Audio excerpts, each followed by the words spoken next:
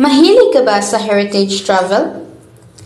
Plano mo ba ang pagbisita dito sa Cebu City? Kung ganon, sabay nating tuparin ang iyong plano na hanggang plano lamang.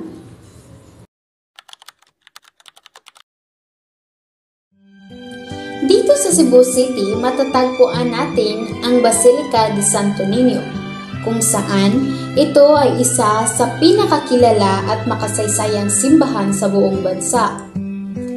And Aubrey was her name, a not so very ordinary girl name, but who's to blame for a love that wouldn't bloom, for the hearts that never played into like a love. Tuklasin natin ang mga impormasyon tungkol sa Basilica de Santo Niño.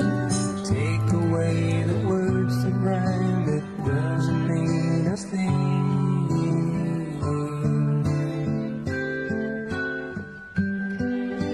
Ang Basilica de Santo Niño ay itinuturing pinakamatandang simbahang Katoliko sa Pilipinas. Nagsimula ang lahat noong taong 1565 nung dumating ang mga Espanyol na pinamumunuan ni Miguel Lopez de Legazpi sa Cebu.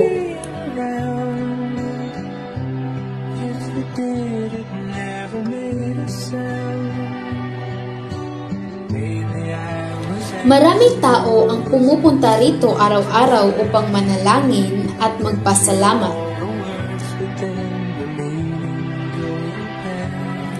Sa kanilang pagdating, natagpuan nila ang imahe ng Santo Niño, ang Batang Jesus, na ayon sa kasaysayan ay regalo ni Ferdinand Magellan kay Reyna Juana matapos siyang nabinyagan sa taong 1521.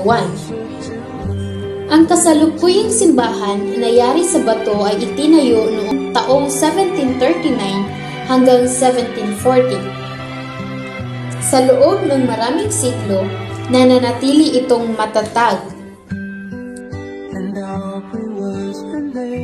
At noong April 2021, idiniklara itong pambansang pamanang kultura ng Pilipinas, kasama ang Magellan's Cross Pavilion.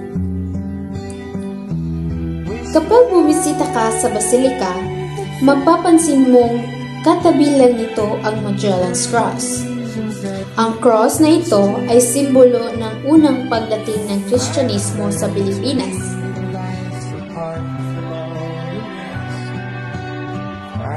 Dito itinanim ni Ferdinand Magellan ang kanyang espada pagkatapos niya mabinyagan sina Raja Humabon at Reyna Juana noong taong April 51.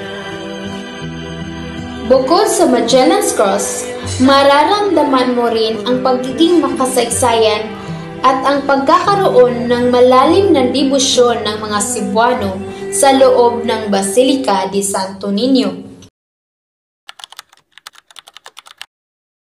Kapag Enero naman, ginaganap ang Sinulog Festival, isa sa pinakamakulay at pinakamasayang fiesta sa Pilipinas bilang pagdiriwang sa Santo Niño.